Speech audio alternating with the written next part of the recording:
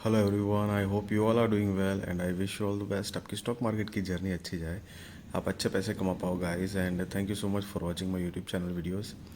सो guys, अभी आने वाला एक नया आईपीओ बीज आसन एक्सप्लोटेक लिमिटेड का। तो चलिए आईपीओ डिटेल्स देख लेते हैं। आईपीओ डेट जो है वो 21 फरवरी 2025 से लेकर 25 फरवरी 2025 तक है। फेस वैल्यू 10 रुपये पर शेयर। प्राइस बैंड 165 रुपये से लेकर 175 रुपये पर शेयर है। लॉट साइज 800 शेयर्स का है। टोटल इश्यू साइज 34,24,800 शेयर्स है। करीब 59 करोड़ 93 लाख रुपए कंपनी कमाने वाली है इस टोटल इश्यू साइज से। एंड गाइस, सारे के सारे फ्रेश इश्यूज है। एक भी शेयर ऑफर फॉर सेल मतलब ओएफएस के ज़रिए नहीं आएगा। सो अब इसका टेंटेटिव अलॉटमेंट 27 फरवरी 2025। इनिशिएशन ऑफ रिफंड्स 28 फरवरी 2025। Credit of shares to demat वो भी 28 फरवरी 2025 है। Tentative listing date 3 March 2025। Cut off time for UPI mandate confirmation शाम को 5 बजे 25 फरवरी 2025 है। Issue type book built issue IPO. Listing जो है वो बीएसई एसएमई पे गाइस होगी। सो ये एक स्मॉल एंड मीडियम एंटरप्राइजेस का आईपीओ है जिसकी share holding pre issue 94,96,333 shares है। Share holding post issue 1,29,21,133 shares है। सो बेसिकली ये जो शेयर होल्डिंग पोस्ट इशू का जो फिगर है उसमें से शेयर होल्डिंग प्री इशू का फिगर अगर माइनस करेंगे तो आपको फ्रेश इश्यूज़ के नंबर ऑफ शेयर्स मिलते हैं। And market maker portion 1,76,000 shares Rikhav securities limited के बिहाफ पे अलग से रखे गए हैं। एंड गाइस, रिटेल कैटेगरी में मिनिमम हो या मैक्सिमम एक ही लॉट के लिए अप्लाई करना है। 800 शेयर्स आएंगे, 1,40,000 रुपये गाइस आपको देने होंगे।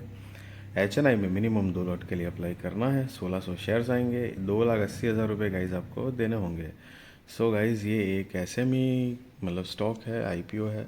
सो याद रहे कि लिस्टिंग के बाद ये स्टॉक की जो मतलब लॉट साइज़ है वो चेंज होने के भी चांसेस होते हैं।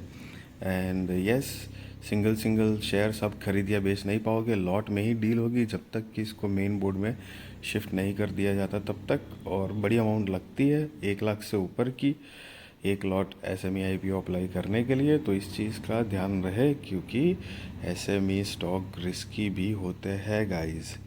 अब रिजर्वेशन में QIB shares offered not more than 50% of the net issue है। Retail shares offered not less than 35% of the net issue. NII shares offered not less than 15% of the net issue है। Company के promoters the company's promoters are mister Navneet Kumar Radheshyam Somani, mister Sunil Kumar Radheshyam Somani and mister Rajan Sunil Kumar Somani. MS Navneet R Somani HUF and MS Sunil are Somani HUF जो कि company के promoters है। इनकी share holding pre issue 96.02% है। Share holding post issue 70.57% है। Guys, यहाँ पर एंकर इन्वेस्टर्स भी इन्वॉल्व है। सो चलिए उनकी डिटेल्स देखते हैं। तो कि बीड डेट जो है वो 20 फरवरी 2025। शेयर्स जो ऑफ़र करे गए हैं 9,68,000। पोर्शन जो है साइज़ में वो 16 करोड़ 94 लाख का है। Anchor lock in period end date for 50% shares 30 days. तारीख 29 March 2025। Anchor lock in period end date for remaining shares 90 days. तारीख 28 मई 2025। सो बेसिकली ये जो अलग अलग तारीख है 30 दिन और 90 दिन की। सो एंकर इन्वेस्टर्स की कंपनी के साथ कुछ डील होती है मतलब कि भाई लिस्टिंग के बाद 30 दिन तक वो एक भी शेयर बेच नहीं सकते हैं। 30 दिन के बाद अगर चाहे तो उनके पास जो भी स्टेक है उनका 50% का हिस्सा बेच सकते हैं और बचा हुआ जो 50% का जो हिस्सा है वो 90 दिन के बाद ही बेच सकते हैं। तो उसकी अलग अलग डेट दी गई है। हालांकि एंकर इन्वेस्टर्स होते हैं तो एक तरह से पॉजिटिव ज़रूर कह सकते हैं कि भाई मतलब ग्रे मार्केट प्रीमियम बढ़ने के चांसेस होते हैं गाइज अगेन। बट यस, क्योंकि वो बड़ा माल उठाता है तो एक तरह से एड ऑन पॉइंट हो जाता है कि हाँ कंपनी के अंदर कुछ आई मीन वो ज़्यादा एक तरह से ट्रस्ट लेवल काइंड ऑफ चीज़ हो जाती है। लेकिन सिर्फ वो मुद्दे पे नहीं रहना चाहिए बिकॉज बहुत सारे अलग अलग उनकी स्ट्रेटजीज ये वो चीज़ें होती है किस पर्पस के लिए किस तरह से कर रहे हैं। Market is like full of probabilities. और मेरा पॉइंट ऑफ व्यू ओपिनियन बताऊँ तो गाइज स्टॉक हो या आईपीओ हो, कोई भी बड़ा इन्वेस्टर्स हो या मतलब कोई भी इंस्टीट्यूशंस हो बड़ी, सिर्फ वो एक सिंगल एजेंडा पॉइंट पे आपको कभी भी इन्वेस्टमेंट डिसीजंस, मतलब मेरे ख्याल से तो ओपिनियन कहूँ तो मतलब मैं तो नहीं लेता हूँ, बिकॉज उनकी जो रिस्क एबिलिटी है, मनी मैनेजमेंट जो है, रिसर्च टीम है, बहुत सारे दूसरे सोर्सेज है, वो कितना मतलब प्रॉफिट बुक करके निकलेंगे, कितनी लॉस खा सकते हैं, बहुत सारी चीज़ों में फ़र्क होता है गाइस और भी। सो इस चीज़ का थोड़ा ध्यान रहे। एंड यस, हाँ डेफिनेटली पॉजिटिव एक ज़रूर कहलाया जाएगा। एंड यस, सो कंपनी के बिजनेस की अगर ब्रीफ आइडिया ले तो 2013 से इनकॉर्पोरेटेड है। Bijasan Explotech limited manufactures and supplies a comprehensive range of explosives and explosive accessories. It primarily produces cartridge explosives, including slurry, emulsion, and detonating explosive. The company is primarily involved in the manufacturing of explosives and explosive accessories used in the cement, mining, and defense industries. The company focuses on producing high quality cartridge explosives, which include slurry explosives, emulsion explosives, and detonating explosive. The company manufacturing facility is situated in Gujarat. The company's explosive manufacturing unit hold multiple quality certification, including ISO 9001 2015 for quality management system, ISO 14001 2015 for environmental management, and ISO 45001 2018 for occupational health and safety management. The company product portfolio consists of chemical explosives, and 31 मार्च 2024 के हिसाब से the company has a pan-India presence with the client base spanning 11 states and 2 union territories for its domestic market. As of September 30, 2024, the company employed 188 people at its manufacturing plant, corporate office, and registered office. साथ में guys कुछ competitive strength भी दी गई है। अब अगर company के object of issue देखें, मतलब आईपीओ लाने की वजह, सो गाइस 31 मार्च 2022, 23, 24 एंड 30 सितंबर 2024 के फाइनेंशियल्स दिए गए हैं।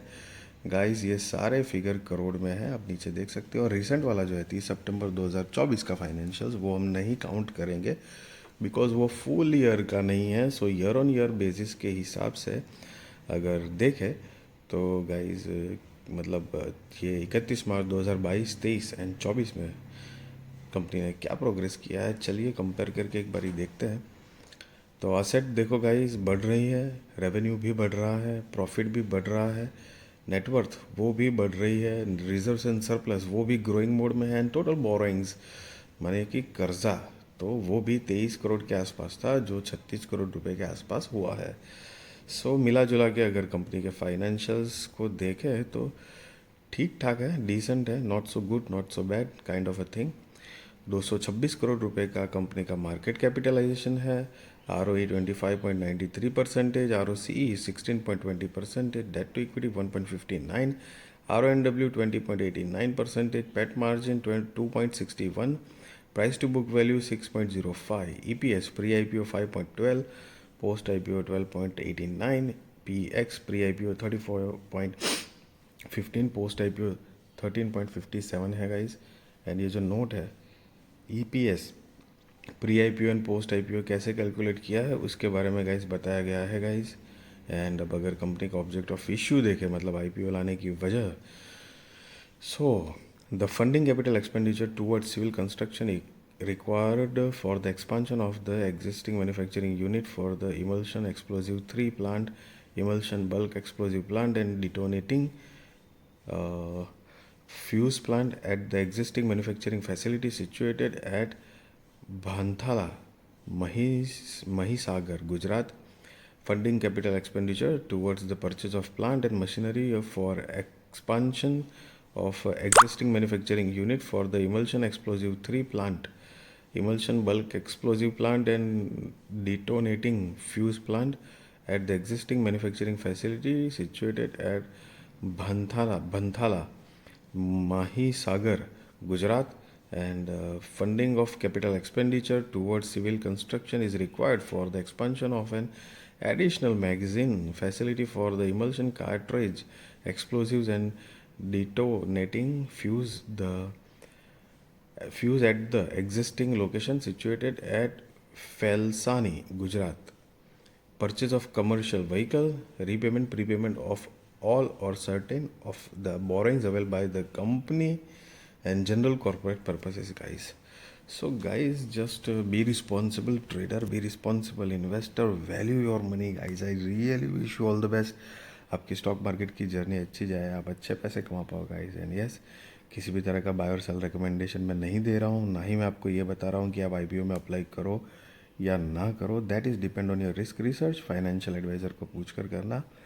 मैं एक अपना पॉइंट ऑफ व्यू ओपिनियन आपके साथ शेयर ज़रूर करता हूँ जो मुझे लगता है. तो देखो, ठीक ठाक है, मतलब फाइनेंशियल्स ठीक ठाक है, प्रमोटर्स की होल्डिंग भी ठीक है. एसएमई कंपनी है तो वो तो रिस्क फैक्टर हमेशा रहता ही है, बट ज़रूरी नहीं है कि कंपनी छोटी है तो छोटी ही रहती है. बट मेजॉरिटी टाइम आपने देखा होगा कि एसएमई स्टॉक या कंपनी जो होती है वो इन फ्यूचर इन्वेस्टमेंट बेस्ड के हिसाब से देखें तो ज़्यादातर थोड़ा वेल परफॉर्म्ड वक्त के साथ नहीं कर पाती है. ईयर ऑन ईयर बेसिस पे अगर देखते हो आप तो पूरा. So kind of a thing. But let's see क्या होता है आगे मार्केट में, मतलब कंपनी क्या प्रोग्रेस करती है. So guys, just be responsible trader, be responsible investor guys. And yes, again कोई भी रिकमेंडेशन नहीं है.